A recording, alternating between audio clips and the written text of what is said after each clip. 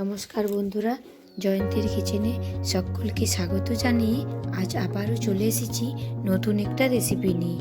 সেটি হলো পনিরের পকোড়ি। আসুন তাহলে শুরু করা যাক। ভিডিওটি প্রথম থেকে শেষ পর্যন্ত দেখার জন্য অনুরোধ রইল।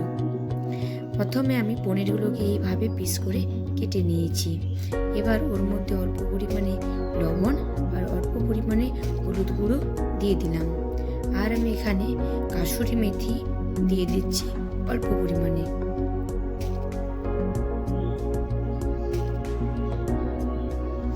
আর আমি এখানে একটু লাল লঙ্কার গুঁড়ো উপর থেকে এইভাবে ছড়িয়ে দিলাম। আর সবশেষে আমি একটু গোলমরিচের গুঁড়ো দিয়ে দিলাম। এবার সমস্ত উপকরণগুলো ভালো করে পনিরের গায়ে ভালো করে এভাবে মাখিয়ে নেব। এপিট ওপিট ভালো করে মাখানো হয়ে গেছে। এবার আমি এখানে একটা বেসনের ব্যাটার তৈরি করে নেব। এখানে আমি কিছুটা বেসন নিয়ে নিচ্ছি। একটা বড় চামচের 3 থেকে 4 চামচ বেসন আমি নিয়ে নিলাম।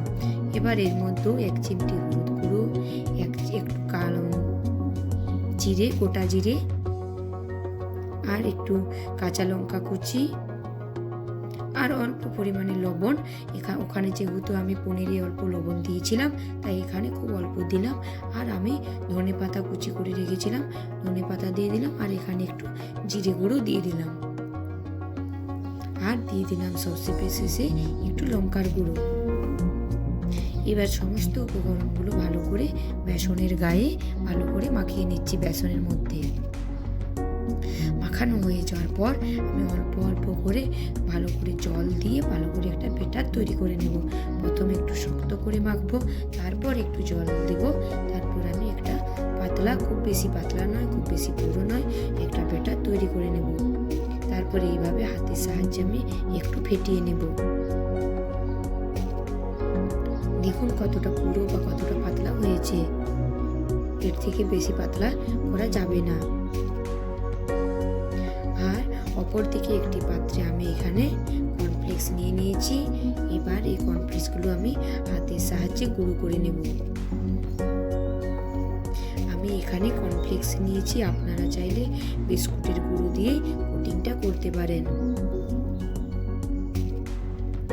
যতটা হাতের মাধ্যমে গুঁড়ো করা সম্ভব ততটাই করবেন। আমি ভালো করে এটা গুঁড়ো করে নিচ্ছি। গুঁড়ো করা হয়ে গেছে দেখুন। এবার আমি গ্যাসের মধ্যে একটা কড়াই বসিয়ে নিয়েছি। কড়াই বসিয়ে গ্যাসটা জ্বালিয়ে আমি এখানে সাদা তেল দিয়ে দিলাম। সাদা তেলে আমি পকোড়াগুলো ভাজবো। আপনারা চাইলে সরষের তেলও ভাজতে পারেন। আমি খুব বেশি তেল ব্যবহার করব না, একটু কম করে তেল নিয়ে আমি পকোড়াগুলো ভাজবো। এবার বেসনের মধ্যে পনিরের পিসগুলো ভালো করে ডুবিয়ে নিলাম। এবার এপিট ওপিট পনিরের মধ্যে ভালো করে বেসনটা লাগিয়ে তারপর আমি কর্নফ্লেক্সের যে গুঁড়োটা করে রেখেছিলাম সেটা আমি তল উপর ভালো করে কোটিং করে নিচ্ছি। কোটিং করে তেল যখনই গরম হয়ে আসবে, তেলের মধ্যে আমি একে একে সমস্ত পনিরের টুকরোগুলো একইভাবে বেসনের মধ্যে ডুবিয়ে কর্নফ্লেক্সের মধ্যে কোট করে আমি তেলের মধ্যে ছেড়ে দেব। তল উপর যেন কর্নফ্লেক্সের কোটটা ভালো করে লাগে।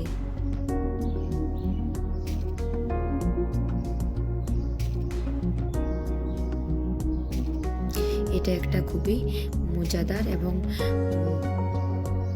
মুচমুচে স্বাদের রেসিপি। মুচমুচে পকোড়া তৈরি করা যাবে এটার মাধ্যমে। এই যদি কোটিংটা করা হয় তাহলে খুবই পকোড়াগুলো মুচমুচে হয়। যদি আমার রেসিপিটি আপনাদের ভালো লেগে থাকে তাহলে প্লিজ আমার চ্যানেলটি সাবস্ক্রাইব করার অনুরোধ রইল।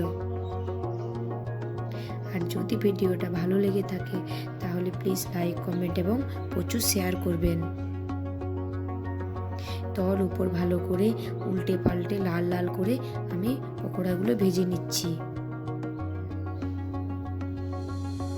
একেবারে সব পকোড়াগুলো আমি ভাজবো না, আমি অল্প অল্প করে সমস্ত পকোড়াগুলো ভেজে নেব। আমার ভাজা হয়ে গেছে, দেখুন আমার তল উপর কতটা লাল হয়েছে। এবার আমি তুলে নিলাম।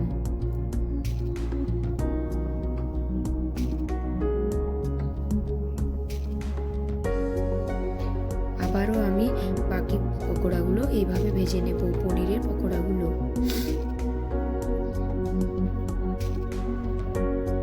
গ্যাসের জালটা লো টু মিডিয়াম আছে, আমি এই পকোড়াগুলো ভেজে নেব।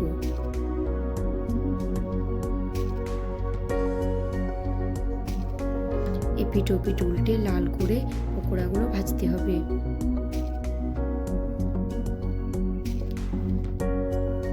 আপনারা যদি বাড়িতে এরকমভাবে পকোড়া না বানিয়ে থাকেন তাহলে এইরকম বানিয়ে দেখতে পারেন, আশা করি আপনাদেরও ভালো লাগবে।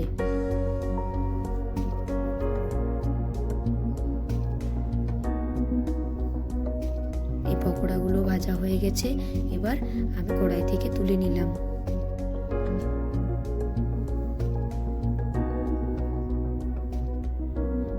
আমার রেসিপিটি তৈরি হয়ে গেছে। যারা এখনও পর্যন্ত আমার চ্যানেলটি সাবস্ক্রাইব করেননি তারা প্লিজ চ্যানেলটি সাবস্ক্রাইব করে পাশে থাকবেন। আপনাদের সাথে দেখা হবে আবারও কোনো নতুন ভিডিও নিয়ে। ভালো থাকবেন, সুস্থ থাকবেন। ধন্যবাদ।